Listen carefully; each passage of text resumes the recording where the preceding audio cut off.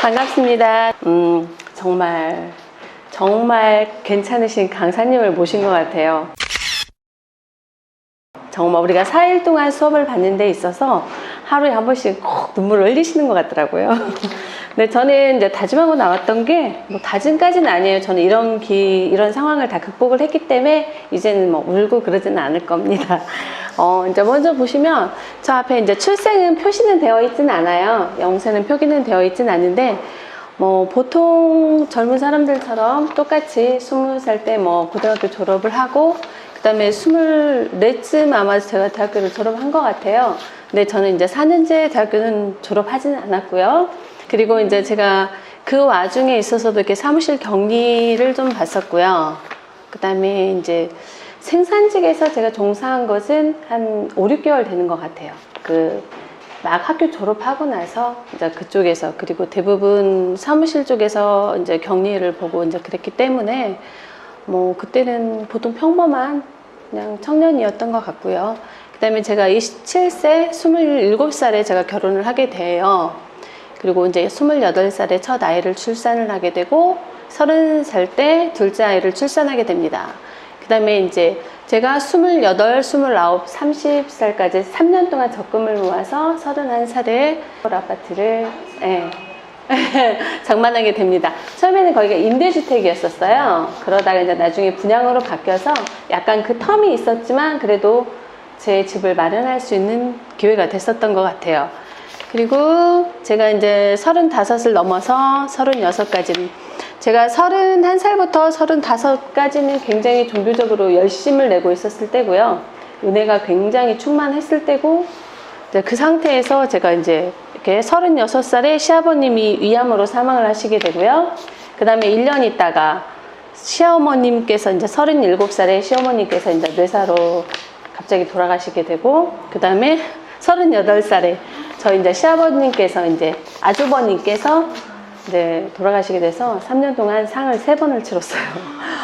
이제 그런 어려움도 있었고요. 시아버님과 시어머님이 돌아가신 게 본인의 인생에서 좀 마이너스가 된 건가요? 마이너스라기보다는 저보다는 저희 남편 쪽이 더 충격적이었겠죠. 네. 그 삶을 받아들일 수 있다는 게 왜 나에게 이런 일이 오느냐. 하지만 저는 이때가 사실은 제가 큰 며느리가 아니고 둘째 며느리거든요. 근데 좀 많이 힘들었어요. 왜 이러한 일들이 있을 것이며, 이러한 일들로 인해서 나중에는 사람이 그 죽음에 대한 그 두려움, 약간 사람들이 그런 게 생기더라고요. 첫 해에는 이제 영적인 힘을 빌려서 첫째, 둘째, 이제 1, 2년, 3년 정도까지 이겨냈다고는 하지만, 그 다음에 이제 집안의 뭐 상속 문제나 그런 것들은 이렇게 갑자기 1년 이렇게 거쳐서 돌아가시게 됨으로써 그동안 그냥 집안일을 마무리를 짓고 온 것 같은 그런 생각이 들더라고요. 그러면서 아주버님이 돌아가시게 되면서 이제 영적으로 서로 다른 부분이 있다 보니까, 우리 이제 형님께서는 남편 이제 제사를 모시고, 저는 어머님, 아버님 이제 추도 예배를 제가 따로 드리고, 그런 상황이 돼서 이제 그런 상황이 왔고요. 그리고 나서 제가 돌아왔을 때는, 군산으로 다시 제 집으로 돌아왔을 때는 39살이었었습니다. 그때는 이제 제가 컴퓨터 관련 직업 교육을 받았어요.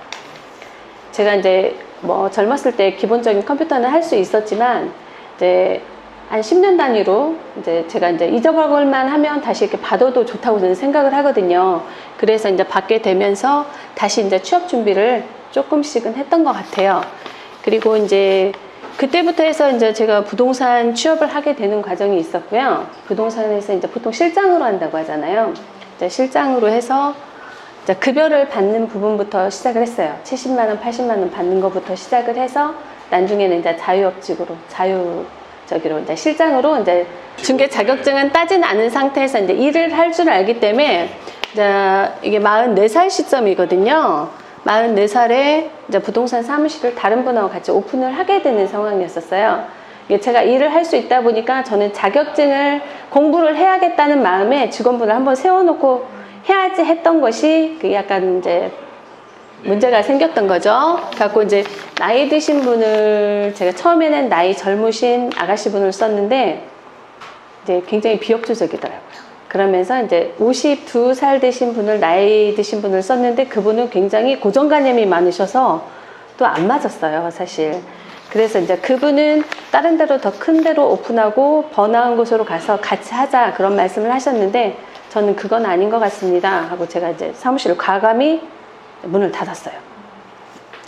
그리고 나서 이제 그 해인 것 같긴 한데 그 해인지 그 다음인지 모르겠어요. 또 이제 친정아빠가 갑자기 돌아가셔서 이제 그 원인 몰라요.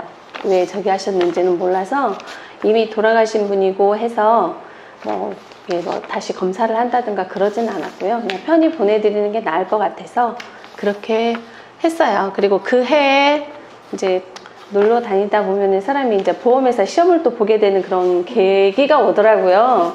사람이 굉장히 공허하고 우울하고 답답할 때 이렇게 자꾸 사람을 찾고 그럴 때가 있잖아요. 그러면서 이제 차 마시러 다니다 보니까 보험회사 언니를 만났죠.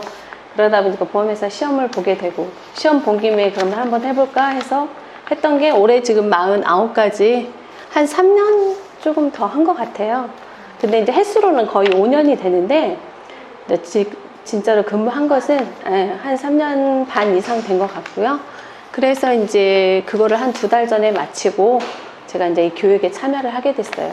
어떤 교육이든 수중하고 굉장히 중요하다고 보거든요. 그리고 이제 사회생활을 하다 보면 사회성은 굉장히 중요한 거잖아요. 그리고 소통할 수 있는 게 굉장히 중요해서 이번에는 이제 시작을 하게 되면 정말 제대로 받아봐야 되겠고 작년에는 그 회사 자체 내에서 코드가 빠지지 않는 상태였었어요.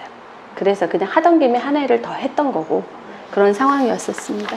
근데 이제 앞으로는 뭐 지금 현재 이제 50부터는 다시 이제 노후 준비를 위해서 정말 10년이 됐든 15년이 됐든 20년이 됐든 더 열심히 노력한다면 인생이 우리가 100살도 아니고 120세라며요.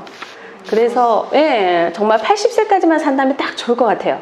근데 100세까지 살아야 되고 120세까지 또 살아야 된다는 게 이게 감으로 오지는 않지만 일단은 100세에서 반절은 살았다고 보거든요. 앞으로 한 10년, 20년은 최대한 노력해서 나머지까지 좀 풍요로운 인생을 살았으면 합니다. 감사합니다.